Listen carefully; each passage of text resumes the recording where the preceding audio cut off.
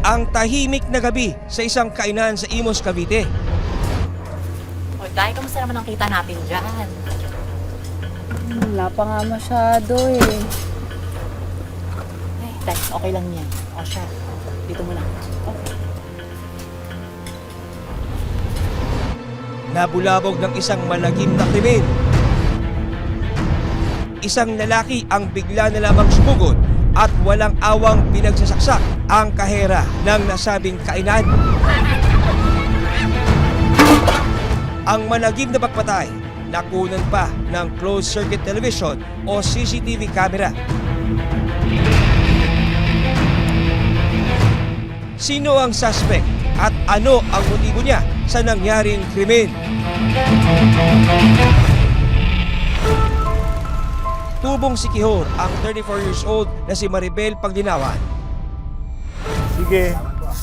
Ayon sa kanyang ama na si Mang Mardonio, hirap sa paglalakad si Maribel dahil sa polio. Sa kabila nito, nagsusumikap siya para matulungan ang kanyang pamilya. Taong 2017, nang makilala ni Maribel ang isang binata na noon ay napadpad sa sikihor. Itinago namin siya sa pangalang Michael. Nag-aaral sila sa aming bayan, tapos nagtatrabaho din sa kontraksyon. Tapos, pumunta sa bahay namin, nagbisita yata sa anak ko. Pinabago pa siya dito sa Sikihor, parang mabait. Di ba, Tay? Kakasal na nga tayo, di ba? Kalaunan, nagkamabutihan daw ang dalawa. Hanggang taong 2018, nagpakasal sina Maribel at Michael. Kamusta po ang huli nyo kagabi, Tay? Ay, nako. Kakaunti lang. Ang lilit pa, kaya pinadaing ko na lang. Ayon kay Mang Mardonio, pansamantalang nanirahan sa kanilang poder ang mag-asawa. Anong una, sumama siya sa manghuling isda, tapos kung mayroong matrabaho rito, tumutulong naman yata. Nasaksihan daw niya kung gaano kamahal ng mag-asawang Maribel at Michael ang isa't isa. Nagdesisyon na po kaming bumukod ni Maribel. Ang sa akin lang, alagaan mo sana si Maribel. Makakaasa po kayo. Salamat po, Tay. Anak, alagaan mo mabuting sarili mo ha. Wala kami ron para gabayan ka. Makakasigurado kayo, Tay. Sigurado yan ha, pangako. Opo. Uy, hindi ka pa papapasok? Baka malit ka. Kung nga naman. Sige, sige. Pala. Tay, mauna na po ako. Oh, sige, bless you. Ingat, ingat, ingat. Sige.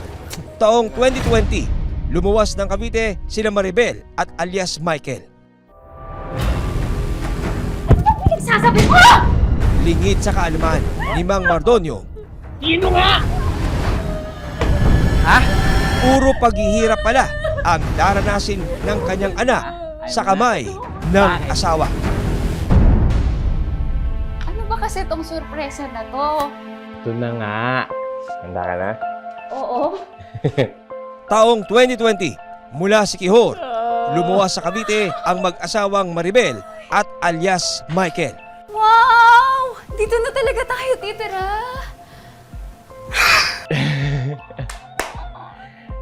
Naayos ko na yung sa advance natin, sa deposit. Nabili ko na rin yung mga kailangan natin gamit. Ikaw na lang talaga yung kulang. Ikaw talaga. I love you. I love you. Thank you. Testingin na natin yung bago nating kama, ha? Okay. Okay? Yung mga gamit natin! Iwan mo yan dyan. Akong bahala mamaya. Dito, nagtrabaho bilang isang restaurant crew si Maribel, samantalang isang welder naman si Michael. Anong ginagawa mo? Nagme-makeup. Pero ang matamis na samahan ng dalawa, unti-unti raw naging mapait. Lumabas daw kasi ang pagiging seloso ni Michael. Mahal, di ba sinabi ko sa'yo na bilin ng manager namin na magmukha kaming presentable? Presentable? Ito yung mga itsura mo, mukha kang pokpok. Siguro balak mo lumandi doon, ano? Oo, kakasimula ko pa lang ng trabaho.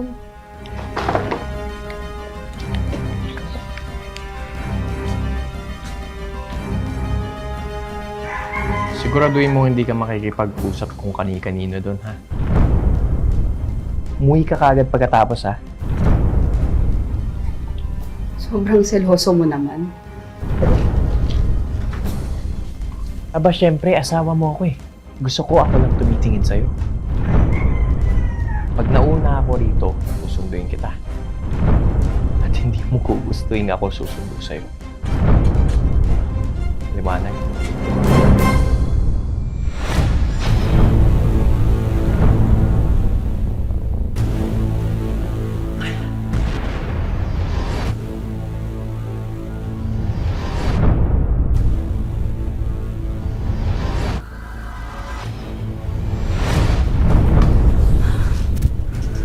Bata mo'y lalaki ka. Ano pinagsasabi mo?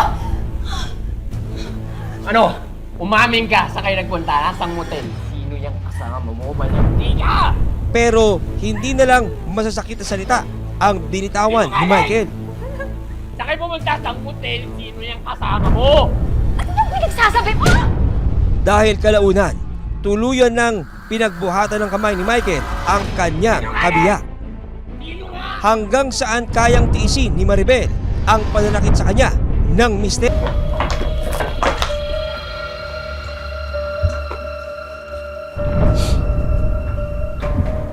Pasensya na. Ang hirap makipag-agawan sa jeep eh. Sobrang traffic pa. Bata mo'y lalaki ka, ha? Amoy talim ka mo. Mahigit 1 oras ako nakikipagbunuan para lang makauwi ako na maaga. Liligo muna ako bago mag Sabihin mo, maliligo ka para matanggal yung sangsang na lalaki mo. Ano pinagsasabi mo? Sa loob ng mahigit 4 na taon, paulit-ulit na nakaranas ng pananakit mula sa kanyang asawa si Maribel. Sumasagot ka pa?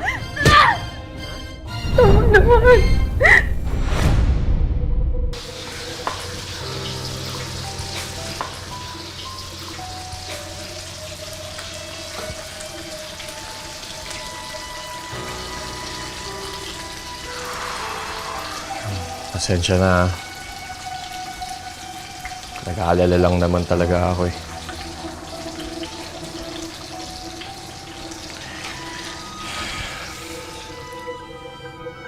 Sorry na.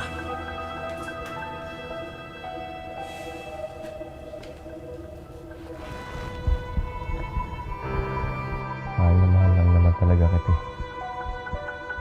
Nag-aalala lang ako na baka kung anong mangyari sa'yo. Alam mo naman eh, nangako ako sa tatay mo na aalagaan kita na mabuti, di ba?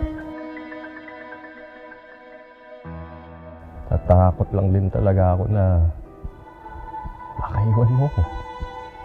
Hindi ko alam yung gagawin ko pag iniwan mo ako. I love you. Paulit-ulit din niyang pinatawad ang mister. Umaasang magiging maayos pa ang kanilang pagsasama. Sa kabila ng pang-aabuso ng asawa, tikom daw ang bibig ni Maribel sa tuwing kakamustahin siya ng kanyang pamilya. Hello, Tay. O anak, bakit ganyan ang boses mo? May sakit ka ba? Wala po. Pagod lang po sa trabaho. Hay nako anak, wag puro trabaho.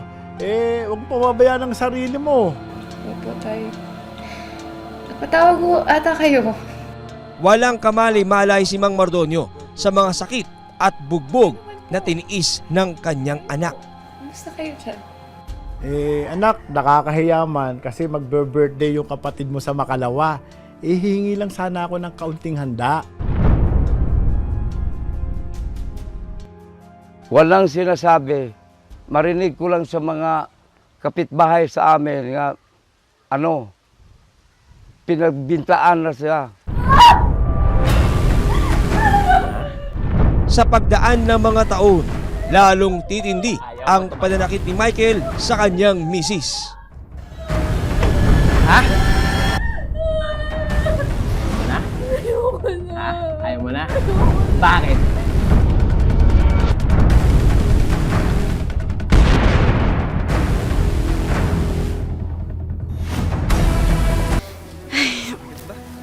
Sa pagdaan ng mga araw, lalong tumindi ang pagsiselos ni Michael sa mga nakakasama ni Maribel.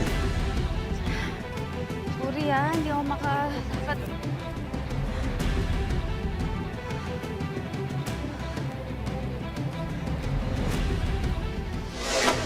Lumala rin daw ang pananakit niya sa asawa. Di ba kabilin-bilin ako sa'yo na huwag kang makikipag-usap kung kani-kanino? Lalo na sa mga lalaki? Sino yung kasama mo kanina naglalakad sa kalye, ha? Samahan ko lang sa trabaho yun. Kasama mo sa trabaho? Ha?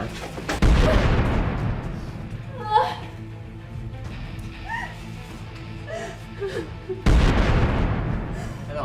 Sino yun, ha? Siguro jowa mo yan, no? Ha? Siguro matagal mo nang nilalandi yung lalaking yun, ano? Ha? Kasi...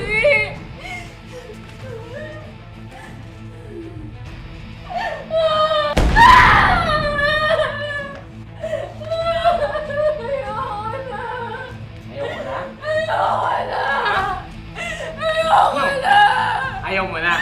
Bakit? Ha? Ha? Iwan mo ako? Kaya malakas ang loob mo? Ha? Ano bang meron siya na wala sa akin? Sinutok daw sa katawan niya. Tapos, kahit maghiwalay siya, hindi siya makarating sa tinitirahan sa anak ko. Hanggang Disyembre noong nakaraang taon, hindi na natiis ni Maribel ang pananakit ni Michael. Maribel! Maribel! Maribel, pagbuksan mo ako!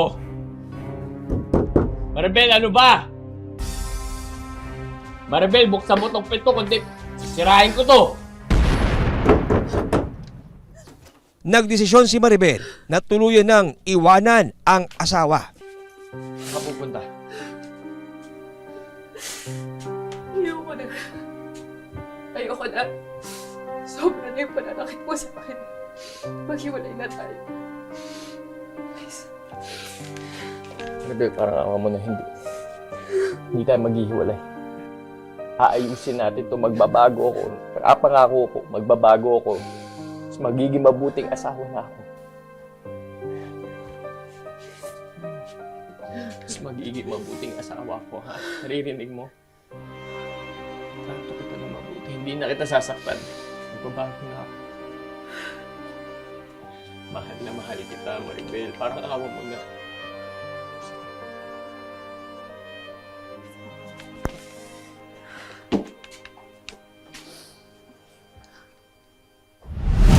Hindi pala yung mga customer natin ngayon, pero tignan mo. Sa pag-alis ni Maribel sa poder ni Michael, namasukan siya bilang kahera sa isang kainan sa Imus.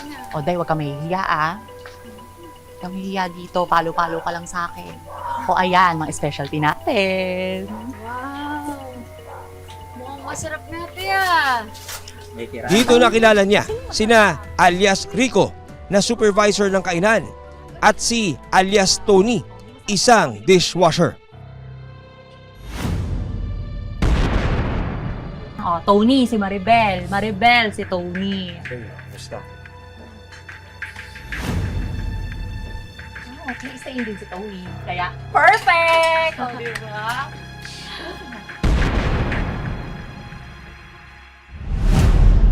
Nang makalaya mula sa mister, dito na ipinagtapat ni Maribel sa kanyang ama ang pagmamalupit na dinanas mula kay Michael. Tay, di ko na talaga kinaya Ang bait-bait niya nung nandito siya. May sa demonyo pala yung lalaking yan. Tay, wag yun na kong isipin yun. Basta ang mahalaga, hiwalay na kami. Gulat talaga. Paano ang anak ko na sinasaktan niya pag nandito sa secure? Walang ginagawa siya dito. Hiniling daw niya sa anak na umuwi at sa Sikihor na lamang magsimula ng bagong buhay. Umuwi ka na lang dito. Dito maaalagaan ka pa namin. Tay, sayang naman po yung kinikita ko dito. Ay, sabi na nga, huwag matigas ang ulo. Umuwi ka na nga lang. Nagsabi siya, mapaalam sa siyang amo nga muuwi ka ngayong May. Sabi daw niya, gahiwalay na sila sa iyang asawa, dito na lang siya tumira dahil daw binubugbog siya. Ayon sa kasamahan ni Maribel sa kainan na si Rico, maging sila nasaksihan ang pagtrato ni Michael sa kanyang asawa. Isang lugaw nga. Walang kamalay-malay si Maribel na isang matinding panganib ang nag-aabang sa kanya. O ayan, konti pa lang mga customer natin ngayon. Desyembre nung nakaraang taon, namasukan bilang cashier sa isang karinderya sa Imus, Cavite, si Maribel Paglinawan. O day, huwag ka mahihiya ah. Umaasang sa pagkakataong ito, makakatayo siya sa sariling mga paa, malayo sa dating asawa. Mukhang masarap nga, Tia. May kiraan lang. Sino masarap? Si Tony? Uy, ano ka ba? May asawa ako. Huwag kang ganyan. Pero lingid sa kaalaman ni Maribel, hindi pa rin siya makakatakas sa kamay ng kabiyak. Oh, charot-charot. O, Tony, si Maribel. Maribel, si Tony. Family. O, ayan, Day. Ang pwesto mo dito sa cashier. Pero alam mo na, bawal nenok-nenok dito, ha? Masama yun. Hindi naman gagawin yun. Loko. Sa investigasyon ng mga pulis, lumalabas na bago pa mangyari ang krimen, 2 beses nang nag-amok si Michael sa nasabing kainan.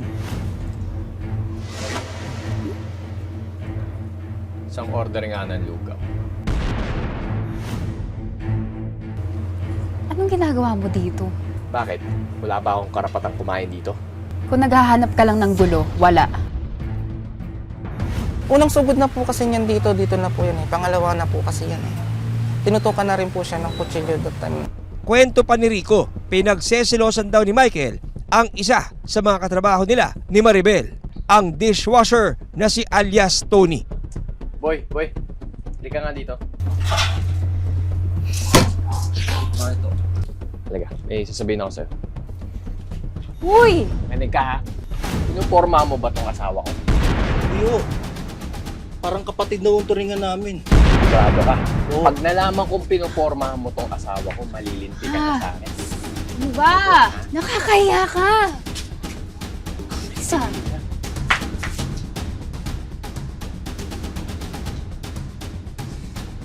So lahat, may duda siya. Opo, lahat po. Lahat po ng kasamahan namin dito, pinagdudahan niya po. Pero may Na- katotohanan po ba yung Wala po. relasyon? Wala po. Sino ba yun? Dahil sa insidente, umalis sa trabaho si Tony para na rin makaiwas sa gulo. Although yung lalaki ay may naririnig siya na chismis na itong asawa niya daw ay may ibang lalaki. Sinubukan niyang i-reach out yung kanyang asawa pero hindi siya in-entertain until naisip nitong lalaki na puntahan dun sa karinderya to find out kung bakit. Pero yung babae, ginusto niya na makipaghiwalayan ng tuluyan. At ang ikatlong beses nauwi sa madugong krimen. Sa investigasyon ng Imus Cavite Police, selos ang nakikita nilang motibo sa krimen.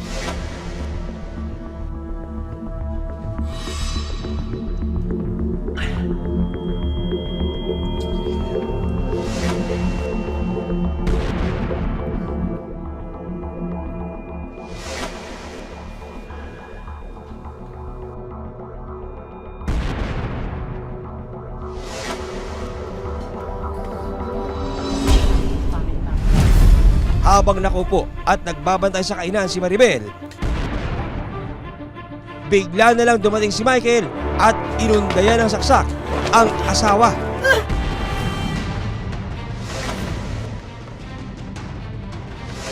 Ang ating biktima siya hindi na rin nakapalag. Yun niya humantong sa panununtok sa kanya at pananaksak. At yun ang naging dahilan kaya siya bumagsak sa sipit. Naging mabilis ang mga sumunod na pangyayari. Suntok po. Suntok sa likod, tapos saksak na po. Kaya doon po ako napatakbo, napan sa kanya. Tapos dito ko po siya hinabol. Pagdating ko dito, binato ko po siya. Nung takip ng Kaldero po. Ang buong krimen nakuna ng closed circuit television o CCTV. Sa kuha ng CCTV, makikita ang pagdating ng suspect. Sinaksak niya sa lieg and then ginilitan. Nung nangyayari yung isang katrabaho ng biktima natin na nakaupo doon, lumapit siya dito sa kitchen, dinampot niya itong takip ng kaldero at ibinato niya sa suspect. Dali-daling tumakas ang suspect matapos maisagawa ang krimen.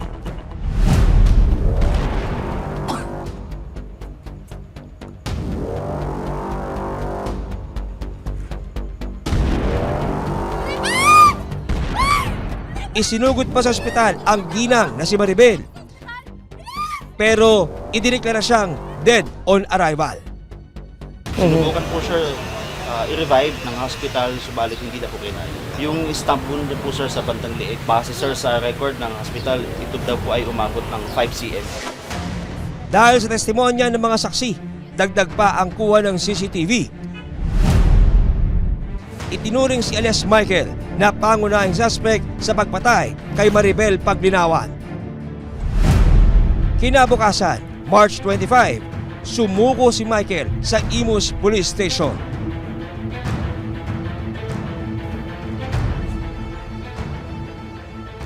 Ako po'y pumatay kay Maribel sa lugawan. Umupo muna. Malaking bagay sir na sumurrender siya. Ano yung sinasabi mo kanina? Sa istasyon ng pulis, tahasan niyang inamin ang nagawang krimen. Asawa ho ako ni Maribel. Ako ho yung pumatay sa kanya. Paliwanag ni alias Michael, Nagdilim lang po talaga yung paningin ko. Sobrang selos ko. Akala ko may iba na siya.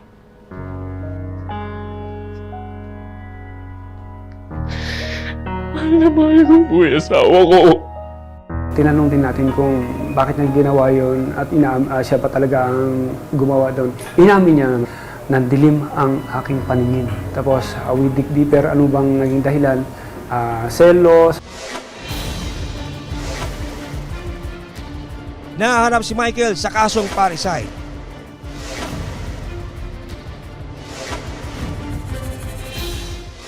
Nakapanayam ng Pinoy Crime Stories ang suspect na si alias Michael. Ay namin ko naman po. Totoo yan, ako naman. Ikaw yun po yun. Kilala naman lang ko talaga na ako yun. Opo. Kasi hindi naman ako ng takip ng mukha eh. Ayon kay Michael, nadala lamang siya ng galit kung kaya niya nagawa ang krimen. Puno na puno ang puso ko at saka parang kinain ako ng galit. Paliwanag ni Michael, ilang beses niyang tinangkang makipagbalikan sa kanyang misis. Naisip ko yun na naggawa akong ganyan patay dahil naman sa pakiusap ko sa kanya ng maayos sana, ayusin namin. Hindi ko mapigilan ang sarili ko, ang gigigil ko sa galit eh. Kasal kami. Hindi natin pwede gawin na magpakasal tayo ulit sa isang babae na ibang babae naman ang kasama sa simbahan. Iba nangako tayo sa isa't isa na pakasal tayo ulit, pwede naman siya lang din. Pero ginawa niya agad na niya. Dagdag pa ni alias Michael, pakiramdam daw niya. Ang nano ko sa sarili ko na nakasaputod ko na mayroon talaga silang ang relasyon na totoo talaga yan. Samantala, mariing pinabulaanan ni Rico ang paratang ni Michael kay Maribel. Uy, Mami ka ha? Pinuporma mo ba tong asawa? Wala naman po kasi sila talagang relasyon nun. Kasi lahat po kasi dito ng mga lalaki ay lahat po pinagsisilusan niya. Lahat po ng mga kasamahan namin. Kumbaga sa kampo, bawal po lumapit sa asawa niya. hindi ko sinabi yun. Ito talaga. Sinubukan ng Pinoy Crime Stories na kuno ng panig si alias Tony, ang lalaking pinagsilosan umano ni Michael. Pero sa isang text message na ipinadala niya sa aming team, nilinaw niyang wala silang naging ugnayan ni Maribel. Depensa naman ni Michael tungkol sa paratang na sinasaktan niya ang kanyang misis. Yung disuntok, hindi ko nasuntok yan. Dito sa Manila.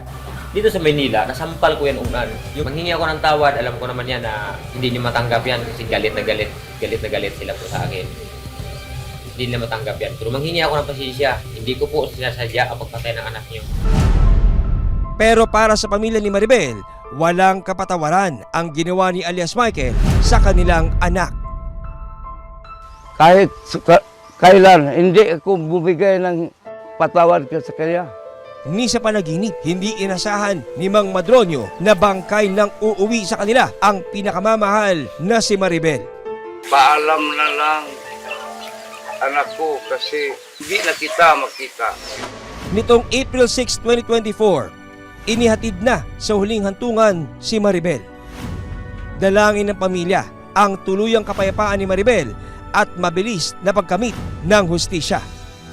Sobrang ginagawa sa asawa niya, babulok siya sa bilangguan. Paalala ng mga otoridad, walang mabuting idudulot kung magpapadala sa galit at selos. May kaakibat na parusa ang pananakit, lalo na ang pagpatay sa kabiyak. At sa mga asawang nakakaranas ng pang-aabuso, agad daw na lumapit sa mga otoridad. Hanggang sa susunod na Sabado, sa patuloy na pagtuklas ng katotohanan at paghahanap ng katarungan, ako po si John Consulta, kakampi ng mga inaapi para sa Pinoy Crime Stories.